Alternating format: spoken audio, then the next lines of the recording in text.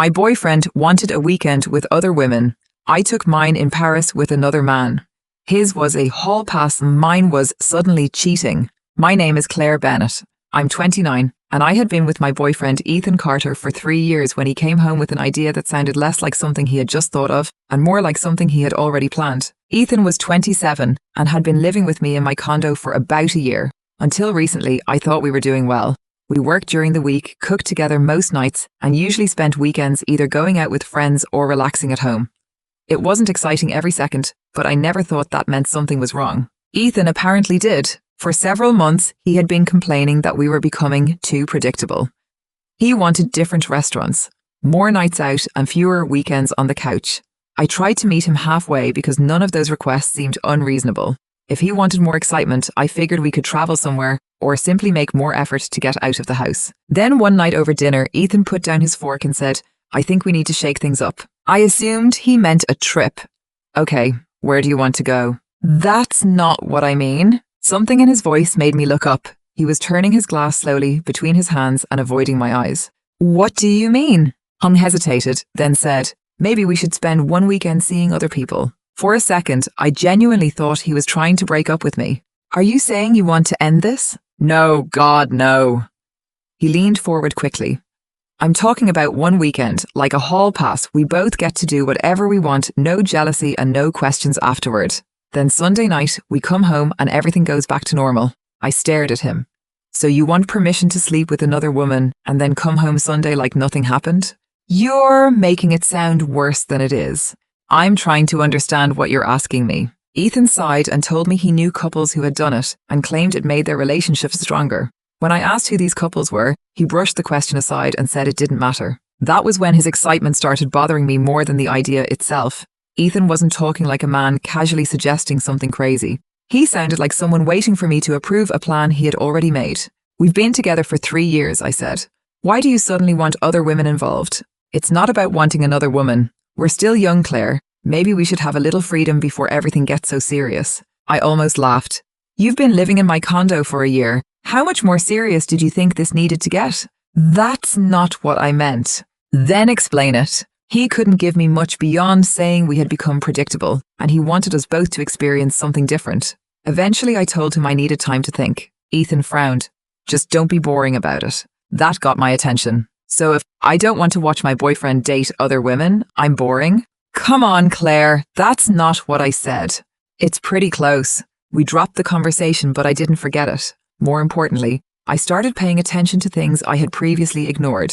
Ethan had become unusually protective of his phone. He would smile at messages, then turn the screen face down when I sat beside him. Twice that week, I walked into the kitchen and watched him close a conversation the moment he noticed me. One Thursday evening, he even changed shirts twice before going out for what he described as just drinks with a friend. Any one of those things could have meant nothing. Coming immediately after his hall pass proposal, they felt different. By the end of the week, I was almost certain Ethan already had a woman in mind. The only question was whether there was just one. I thought about refusing the whole thing, but that wouldn't solve the part that bothered me most.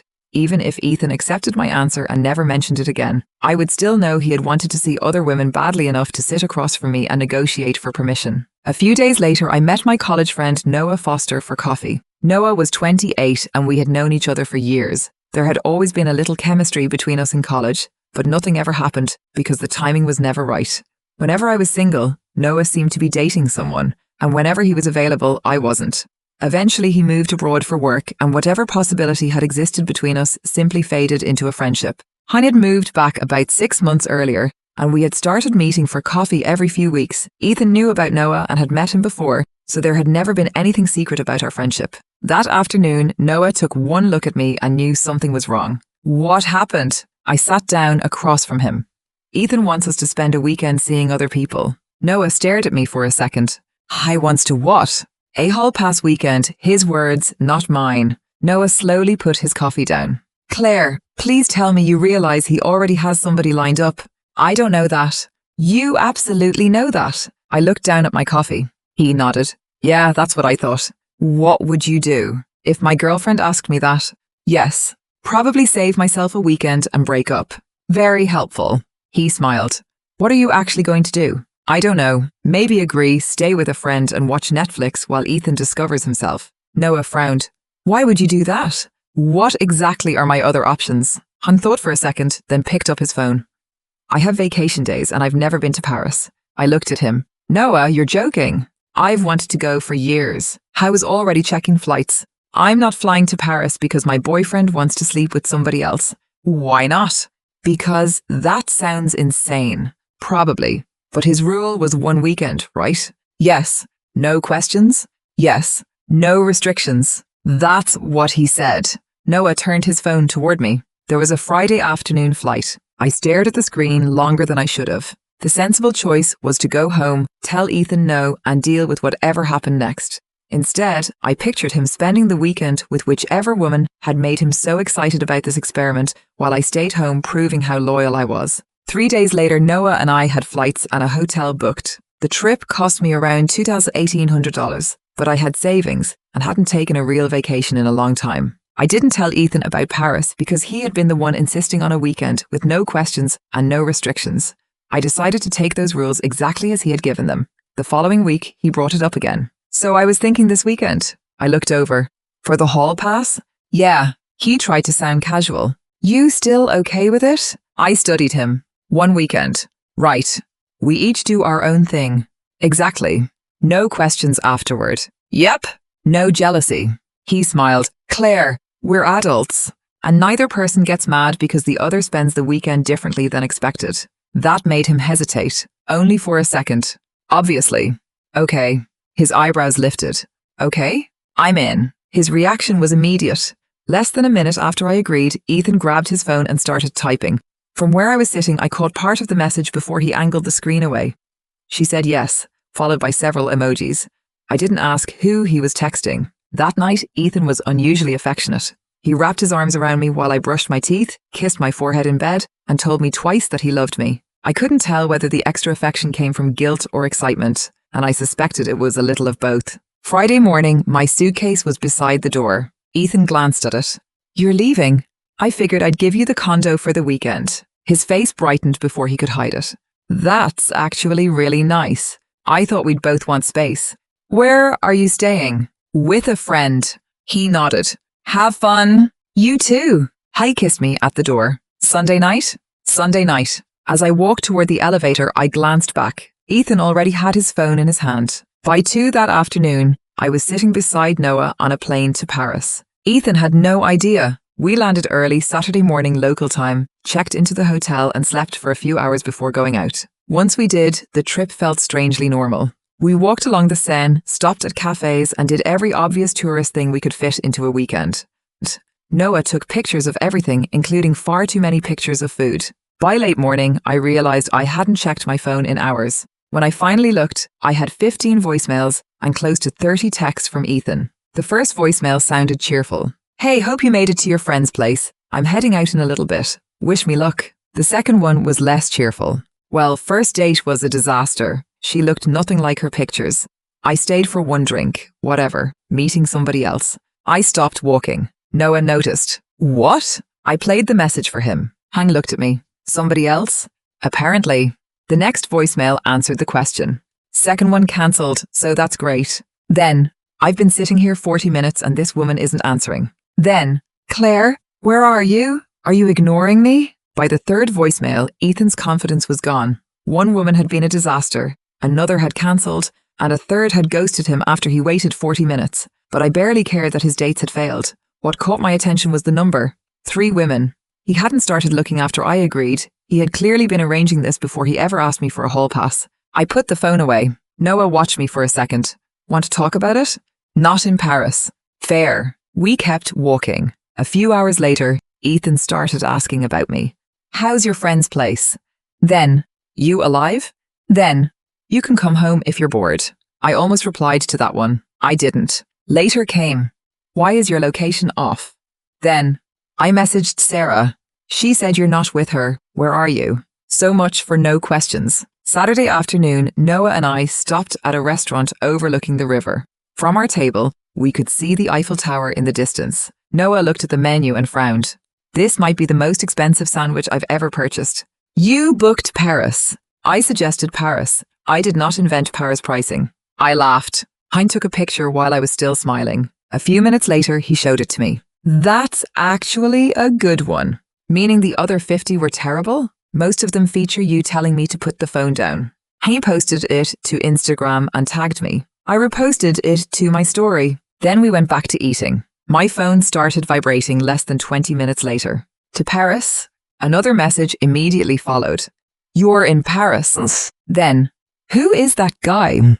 Then, is that Noah? And finally, this is cheating. You cheated on me. I read the last one twice. Noah looked over. What happened? I showed him the screen. He actually blinked. He's calling you a cheater? Apparently. During the weekend he asked for, I called Ethan. He answered on the first ring. Are you seriously in Paris? Yes. With Noah? Yes. You lied to me. I told you I was with a friend. You made it sound like you were staying in town. No, you assumed I was staying in town. You flew to another country with another man while we're together. During the hall pass weekend you asked for. That's different. I paused. How? You know how? No, I really don't. His voice got louder. I thought you'd go out with friends, maybe meet somebody at a bar, flirt, whatever. I didn't think you'd actually get on a plane with a guy. You never said that. I didn't think I had to. So you can arrange dates with 3 women, but I need approval for Paris. That is not what I'm saying. It sounds exactly like what you're saying. Did you sleep with him? I looked out toward the river. I thought there were no questions. Claire, I'll see you Sunday. Don't hang up. Enjoy your hall pass, Ethan. I ended the call and muted him. Noah had politely looked away. When I put my phone down, he asked, You okay? I think I am. You sure? No, but I'm still not wasting Paris arguing with him. That I support. We spent the rest of Saturday walking through the city. By Sunday morning, Ethan had sent 53 messages. Some were angry. Some were apologetic. Most were variations of the same demand. Stop posting pictures with Noah. Then his mother apparently saw them. My mom is asking if we broke up. A few minutes later, everyone thinks you left me for him. Then, take the pictures down. I kept scrolling. Near the bottom were 2 messages sent several minutes apart. The first said, You were supposed to be the loyal one. The second said, This was supposed to be my weekend. I showed Noah. Noah read both messages and slowly handed the phone back. Well, he said, that's pretty clear. Yeah, we spent Sunday seeing the Louvre, walking along the river, and eating more than either of us needed. Noah posted a few pictures. I didn't tell him to stop. By the time our flight landed Sunday night, Ethan had moved from rage to apology and back again. Noah picked up his bag at the airport. Want me to come with you? No. You sure? Yes. This is something Ethan and I need to deal with without you standing there. He nodded. Text me when you're home. I will. It was a little after 10 when I reached the condo. The lights were on. Ethan was sitting on the couch with his laptop open, surrounded by takeout containers. He stood the second I came through the door. Where the hell have you been? I stared at him. Paris. We've covered this. You told me you were staying with a friend. I was with a friend. You knew what I thought you meant. No, Ethan. I knew you never bothered asking because you were too busy making your own plans. His jaw tightened. You shared a hotel with him. Yes. 1 room? I dropped my suitcase near the wall. You're already breaking your own rule. Stop hiding behind the rule. I'm not hiding. That's not what I meant when I suggested this. I took off my coat. Then say what you meant. He followed me toward the kitchen. I thought we'd go out, have some fun, maybe flirt, maybe kiss someone, whatever. You had 3 dates. Nothing happened. That isn't what I said. He stopped. I turned around. How long were you talking to those women? Claire? How long? I looked away. A couple of weeks. I didn't answer immediately. A couple of weeks before I agreed? He sighed.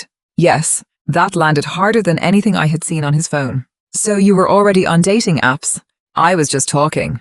Before you asked me for permission, I wanted to see if I was even interested. I stared at him. Ethan heard how bad it sounded because he immediately changed direction. Nothing happened with any of them.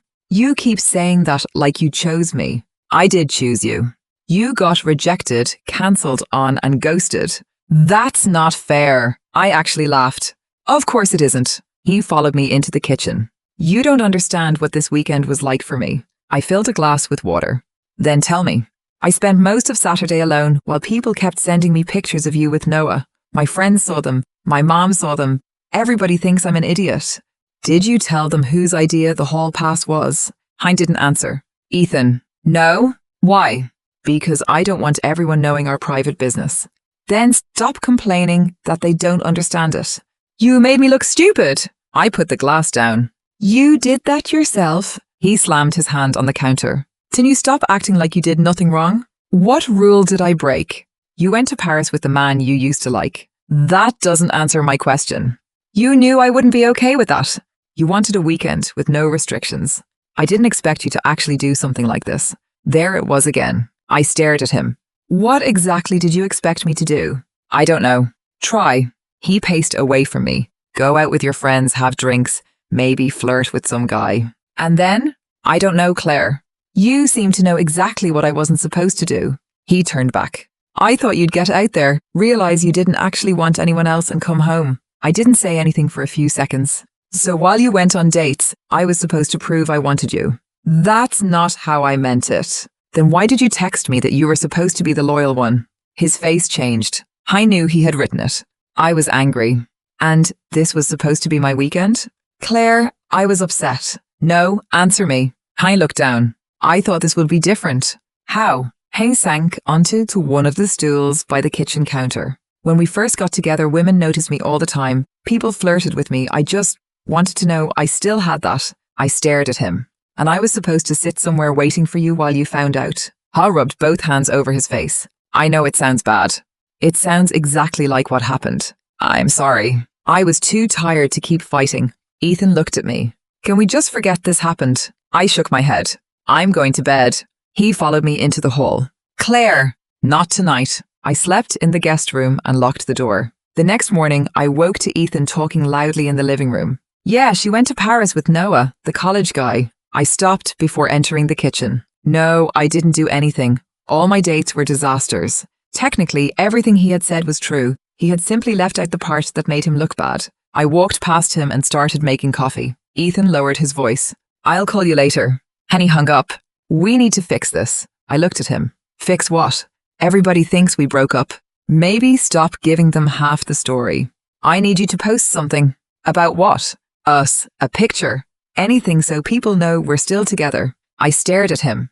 You want me to clean up your embarrassment on Instagram. I want people to stop asking questions. Then tell them the truth. God, you're impossible. I picked up my bag. I'm going to work. Around lunch, his mother called. I let it go to voicemail. Claire, Ethan told me what happened. I don't know why you thought disappearing to another country with a man was acceptable. He's devastated. Whatever misunderstanding happened between you two, you need to make this right. I listened once. Then I sent a text. Ethan asked for a weekend where we could both see other people. He had already been talking to several women before I agreed. He went on his dates. I went to Paris with Noah. Ethan is angry because he didn't expect me to use the same freedom. That's the situation. She didn't reply. Tuesday evening, I came home to the smell of dinner. The condo was clean. Ethan had changed into the black shirt I once told him looked good on him. 2 plates were on the table with a bottle of wine between them. Hey, I set down my bag. What's this? Dinner. I can see that. He pulled out a chair. I'm tired of fighting. I know I screwed up. Can we sit down and talk like normal people? I sat down because after 2 days of arguing, I wanted one conversation where neither of us was shouting from opposite sides of the condo. I didn't expect dinner to fix anything. Ethan poured wine. I deleted the apps. I didn't answer. I'm serious. Okay? I don't want anybody else. I looked at him. Would you be saying that if one of those dates had gone well? His hand stopped around the wine bottle. That's not fair. Would you? I don't know. Ethan. I looked at the table. Probably not. I nodded slowly. That was the first answer all a week that felt completely honest. I leaned back. So what? You're punishing me because your weekend went better? No. Then what do you want? I want to know why you were talking to women for 2 weeks before you ever asked me. I already explained that. You were testing your options. I was curious. While living with me. I never slept with anybody. I rubbed my forehead. He kept saying he hadn't slept with anyone, but that was mostly because none of his dates had worked out. I think we should break up. Ethan went completely still. What? I'm done. You're serious? Yes. You're ending 3 years over 1 weekend. No, I'm ending it because I don't trust you anymore. Hall pushed his chair back. That's insane. Maybe. So Noah's waiting? I looked at him. No. Come on, Claire. You fly to Paris with a guy you had feelings for in college, come home and suddenly dump me? I was questioning us before I got on that plane. Convenient. Noah has nothing to do with this decision. Did you sleep with him? I stared at Ethan for a few seconds. You still don't get it. Answer me. No. Because you did? Because you made the no questions rule. You don't get to tear it up because your weekend sucked. Ethan shoved his chair back hard enough that it scraped across the floor. Stop saying that. I'm not doing this anymore. I stood. He hit the table with the flat of his hand. The glasses jumped. I flinched. Ethan immediately noticed. He stepped back. Neither of us spoke for several seconds. Then I said, "You need to move out." His expression changed. Claire, the condo is mine. I don't want us living together after this. This is my home too. You've lived here for a year. I know that. I'm not putting your stuff outside tonight. I'm asking you to make arrangements and be out by Friday. You're really kicking me out. I'm ending our relationship and asking you to move out of my condo. He stared at me. I said, I'm sorry. I know. I can change. I hope you do.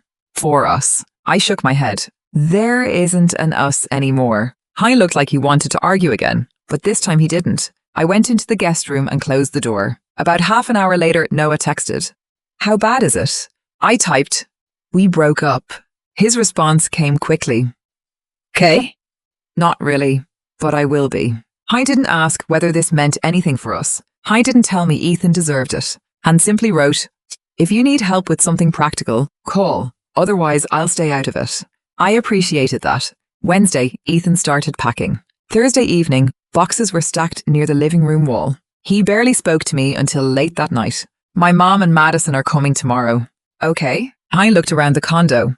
You're really not changing your mind? No. He nodded once and went back to folding clothes. Friday morning, his mother arrived first. Madison came about 15 minutes later. The atmosphere was tense but quiet while they carried boxes downstairs. The first argument started when Ethan picked up a floor lamp. That stays. He stopped. Seriously? I bought it. We picked it together. And I paid for it. His mother appeared in the doorway. It's a lamp, Claire. I know. Ethan put it back down. Fine, keep the lamp. There were a couple of similar moments with the side table and the coffee machine, but I had receipts for the larger purchases and didn't argue about anything that was actually his. By noon, almost everything was packed. His mother waited until Ethan and Madison were downstairs with another load before approaching me. You can still stop this. I don't want to. I made one mistake. He made several choices. You were together 3 years. I know how long we were together. He didn't even sleep with anyone. I looked at her. That wasn't his decision. She opened her mouth, then stopped. Madison and Ethan returned. Madison set down an empty box. I'm not trying to pile on, Claire, but Paris was a lot. I nodded. It was. She seemed surprised I agreed. You don't think you went too far? I think I took the weekend Ethan asked for. A hall pass usually means going out, maybe hooking up with somebody, not leaving the country with a guy you already know. Did Ethan tell me I had to stay local? Madison looked at him. Ethan said nothing. Did he tell me Noah was off limits? Again, nothing. I picked up one of the smaller boxes and handed it to Madison. I'm not having the same argument again. That ended it. By early afternoon, Ethan had only one suitcase left. I walked through the condo once more, then came back to the front door and put his key on the entry table. So this is it. Yes. He picked up the suitcase. You're going to regret this. Maybe a week earlier, I would have answered with something clever. I didn't have the energy. Okay. That seemed to irritate him more. You think Noah's going to be better? This isn't about Noah. Sure. His mother called his name from the hallway. Ethan looked at me once more and left. The elevator doors closed behind them. I picked up the key he had returned. That afternoon, I changed the locks. The condo was strangely quiet that night, but it was the first quiet I had enjoyed all week. I ordered takeout, watched a terrible movie, and fell asleep on the couch halfway through it. During the second week after Paris, a mutual friend named Lucas texted me. Not trying to get involved, but Ethan's telling people you tricked him into an open weekend. What happened? I gave Lucas the simplest version of what had happened. Ethan was the one who suggested the hall pass. He had already been talking to other women before I agreed, and when I used the same weekend to go to Paris with Noah, he suddenly decided I had crossed a line. Lucas called me a few minutes later. So the hall pass really was his idea. Completely. He's telling people you knew he only meant something casual and local. I laughed. That rule appeared after he saw the Paris pictures. Lucas was quiet for a second. Okay, that makes a lot more sense. A few other mutual friends contacted me over the next several days, but I stopped giving long explanations. Some understood immediately, while a couple thought Paris was excessive. I could live with that. Paris probably was excessive, but Ethan had asked for a weekend without restrictions and only discovered his restrictions after my weekend turned out better than his. His mother called twice that week, and I let both calls go to voicemail. Then a few nights later, a text came from a number I didn't recognize. I miss you. Please talk to me. I knew it was Ethan before he sent the second message. I know I screwed up. I just want 10 minutes. For a moment, I considered ignoring him. Instead, I sent back one question. What exactly do you want?